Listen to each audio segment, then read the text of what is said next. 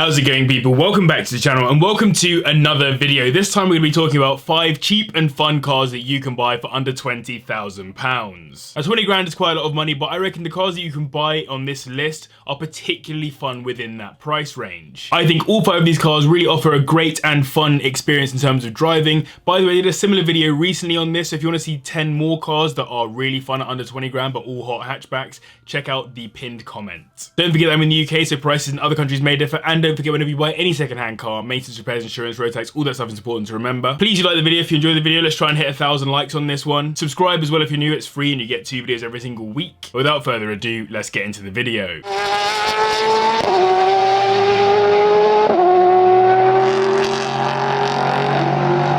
The first 3 cars I'm going to talk about on this list all share one similar characteristic. They all derive from Colin Chapman's wonderful quote, "Simplify, then add lightness." That's because all 3 have come as a result of the Lotus brand, and the first car I want to talk about is the Series 2 Lotus Elise, specifically with the Rover K Series 1.8 litre inline-4 engine, which makes 156 brake horsepower and will go from 0 to 60 in 5.1 seconds in 11S spec. The Elise was named after the granddaughter of Romano Artioli, who was the chairman of both Lotus and Bugatti when the Series 1 was released in 1996. And if you're watching this video in 2021, then the sad thing is that the Elise will finally end production this year, which as a massive Lotus fan does pain me a little bit. But the Series 2 was released in 2001 to make up for the fact that the 2000 model was deemed unsafe by crash regulations here in Europe. They partnered with General Motors by making a trade. General Motors would fund the Series 2 Elise as long as Lotus built them a cool car in return, but more on that later. It came in a nice standard spec, but the 111S provided a variable valve controlled engine that upped the horsepower a bit. As is always the case with Lotus, the focus was on keeping the car as light as possible with amazing handling to match, so the fact that the engine isn't putting out a mad amount of power doesn't make the car any less fun. It weighs in at just 860 kilograms, which is less even than my MX-5 was out of the factory. And this car is effectively, in my opinion, the exceptional British step up from an MX-5 for someone that wants to continue the experience of owning a fun roadster but get something a little more exotic and much more capable. Some people go nuts with these, and the Honda K20 engine is often swapped in to make them absolute weapons. These start at around £16,000 for a Series 1, and you get a 2004 Series 2 111S with around 40,000 miles on the clock for 20 grand. The key problem with these is the engine. That Rover K series is renowned for head gasket failure in mid and rear engined cars. That's why Lotus upgraded to a Toyota engine which was far more reliable, so if you have the budget you might be better off spending that bit more to get a 111R. Next up, it's not a Lotus, but it's the car that Lotus designed for General Motors as part of that trade I mentioned, the Vauxhall VX220, which some people argue is more Lotus than any actual Lotus is. It comes in 2 main engine options, but as it's available for 20k, we'll talk about the 2-litre turbocharged inline-4 which makes 197 brake horsepower and will manage 0 to 60 in 4.7 seconds. In Europe it's known as the Opel Speedster instead, and was of course designed and built by Lotus at their Hethel plant, which they actually had to increase capacity at in order to fulfill General Motors' demand for VX220s. It was also released a year before the Elise despite sharing many parts between the two, and like the Elise has bodywork made entirely out of fiberglass. It also weighs just 15 kilograms more at 875 kilograms, but the extra power out of those General Motors engines is what gives it the edge from 0 to 60. It initially dropped with that 2.2 litre block, but as people called for more power, the 2 litre turbocharged model came out, and clearly satisfied enough people. It also enables a little bit of modification, and it's not too tough to get an extra 40 brake horsepower out of it via a remap. Unfortunately, it's not possible to get the most savage version of the car, the VX R220, for our price range, which was tuned to be faster and handle better than the standard car, but either way, the car is still effectively a Lotus, which is particularly apparent on the interior, which is practically identical to your average Lotus. On release, it was actually more expensive than the Elise, but only just, which is probably mostly down to the performance out of the engines. They dropped like a rock in comparison though when it came to values, and at the bottom of their dip back in around 2016, they were available for as little as £6,000, which is insane. Nowadays these start at around 10 grand in non-turbo spec, and you'll find turbocharged examples from around 2005 with 50k on the clock for £20,000. Engines and gearboxes are known to be strong on these, which is good as they're highly understressed. The suspension will be quite old, so something to consider replacing or at least refurbishing around ball joints, etc. To be honest, one of the key reasons why I think many people prefer the Lotus to this is badge snobbery, as it's a great little car on paper. Lotus have really sorted me out for this list, as in third we have the Caterham Seven, which is a direct descendant of the original Lotus 7 kit car. It comes with a 1.6 litre inline-4 engine, also a Rover K series, which makes just 133 brake horsepower,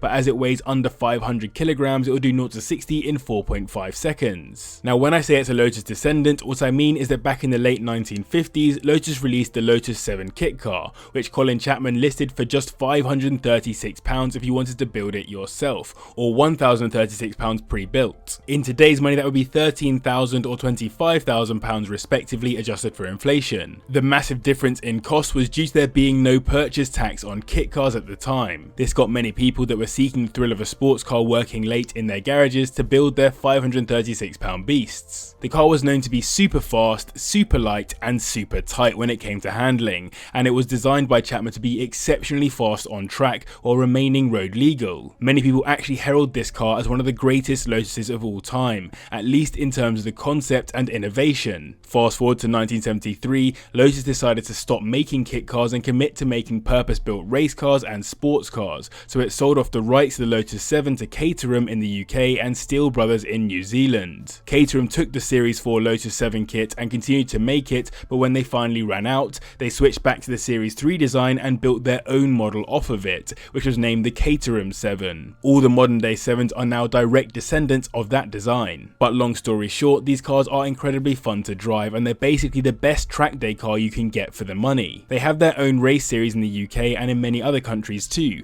and plenty of newer kit car companies make their own replicas of the Caterham, which remains the gold standard in this class of car. Older examples start at around the £15,000 mark, and for £20,000 you get a 2011 model with under 10,000 miles on it. Reliability on these is relatively good from what I can see on forums, but you definitely buy into a community with these, so there are plenty of people who have been there and done that with these for you to learn from. Batteries draining quickly seems to be a key problem, but other than that, the main issue you'll find is practicality. So I hope you enjoyed this video. If you are, in the comments down below, please do let me know what is the most fun car that you can buy at under £20,000. I honestly don't know. I'd love to hear your guys' thoughts. And don't forget to hit the like button as well if you're enjoying the video, and subscribe as well if you're new. It's one of the best looking modern Audis in my opinion, the Audi RS5, which has a stunning 4.2 litre V8 block that makes 443 brake horsepower, taking the car to 60 in 4.4 seconds. The A5 won many design awards on release, and the RS5 is the most capable, most aggressive and most hardcore version of the car, with its permanent all-wheel drive, unlike many other Quattros, large brake discs front and rear with the option of carbon ceramics if spec'd, which sit between 8 piston calipers on the front for insane stopping power, and of course all the tech required to keep the car stable when cornering at high speeds. It's also very pretty on the interior with the sport seats and the mixed leather Alcantara vibe, plus the carbon fibre throughout, which you'll know I'm into if you've watched any of my recent MX-5 videos. There's even a carbon design pack if you want a few additional bits of carbon fibre flair added to the exterior, which you know I would be after. And honestly, with all of that going for it, I think it's a fun car, despite being on a different fun spectrum to the other cars I've spoken about so far. It's fun because it's practically an exotic car which you can get for under £20,000 and is hugely capable that other car lovers will know is a properly decent car. There's a lot of debate on forums about the engine in these, but according to Quattro themselves, the 4.2 litre V8 block you find in these is actually based on the 5.2 litre V10 block, just with 2 of the cylinders removed, which is of course also matched with decreased displacement. That V10 block is the one used in the Audi S8 and the Audi R8. So no, the engine isn't the same as the V8 R8, it's the same as the V10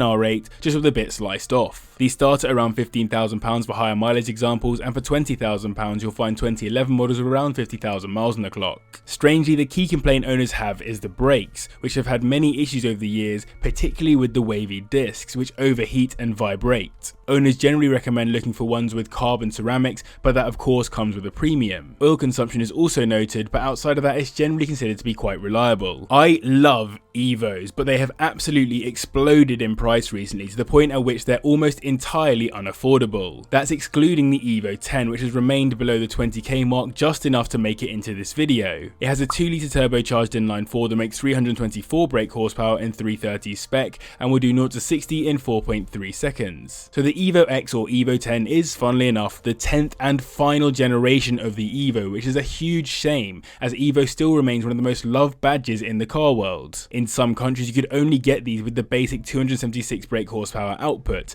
but in the UK we very fortunately had Mitsubishi on our side and they blessed us with some modifications, so the FQ models offer all the way up to 440 brake horsepower in top spec. The 10 is clearly more refined than many of the previous EVOs, which isn't to everyone's taste, but Mitsubishi really focused on ensuring that the car remained as useful and as fun to drive as the previous generations. Sadly, they weren't initially as popular, with some people saying they felt more like a modern sports car than they did a rally car, which is of course where these cars really made a name for themselves with greats like Tommi Mäkinen at the helm. However, I think it actually looks pretty good, maintaining the proper EVO look, but just updating it to a more modern era. And what I think makes this car even more fun to own is that it's still the last of its kind. It's highly unlikely that Mitsubishi will be making any more EVOs, so for that reason, it's the absolute pinnacle of what the company envisioned and accomplished with EVOs. I am a stickler for classics though, so I would probably get an EVO 4 or 6, as they're probably my favourites, but whatever. As I said, these are getting expensive and they start at around £17,000, and you'll mostly find autos at the under £20,000 mark. For 20k you might get a manual 330 with 50k on the clock though if you search hard enough. They require a major service every 30,000 miles and maintenance is generally slightly more expensive than the average car, but that should be expected. Owners consistently say on forums that a well-maintained model will keep going, but be aware that many of these have been modified over the years, so no one can attest to the quality of the jobs done on them. I hope you enjoyed this video. If you did, please do leave a like rating, I would really appreciate it, and subscribe as well if you're new, and massive thank you to the patrons as always for their support, and to you guys as well for watching. I'll see you in the next one. Listen.